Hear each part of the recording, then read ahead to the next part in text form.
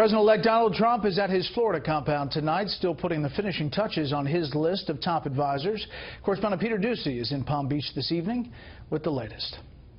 The president-elect still has 2 spots in his cabinet to fill, at Agriculture and at Veterans Affairs.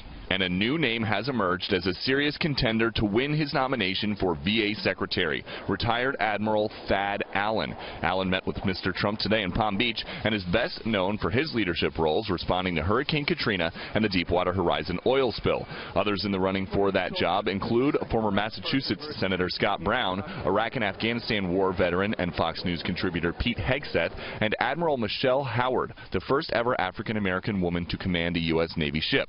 This morning, the transition team announced that Vincent Viola will be nominated as Army Secretary. Viola is the billionaire businessman and owner of the NHL's Florida Panthers, who also graduated from West Point, trained as an airborne Ranger infantry officer, and donated substantially to the Army after 9/11. This weekend, South Carolina Republican Mick Mulvaney was announced as the next administration's desired director of the Office of Management and Budget.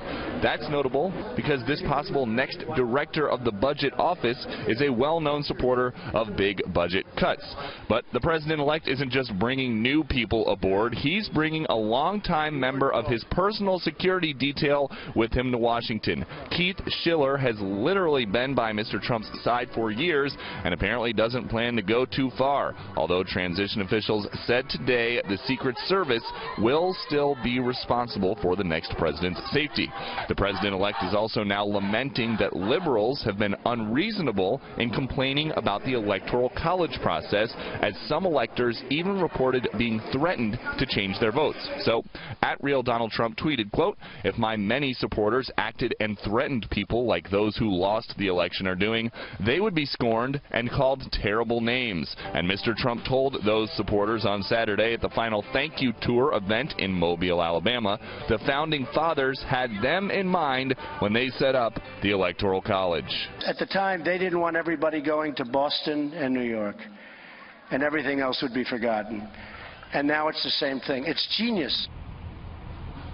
We've learned the president-elect had dinner on Saturday night here at Mar-a-Lago with Carlos Slim, the Mexican billionaire that Mr. Trump once accused of bankrolling attacks against him that were later published in the New York Times. Slim said recently he thinks Trump's policies could benefit Mexico's economy, and Trump aides say this dinner was an effort to turn the page. Brett? Peter Doocy at Mar-a-Lago. Peter, thank you.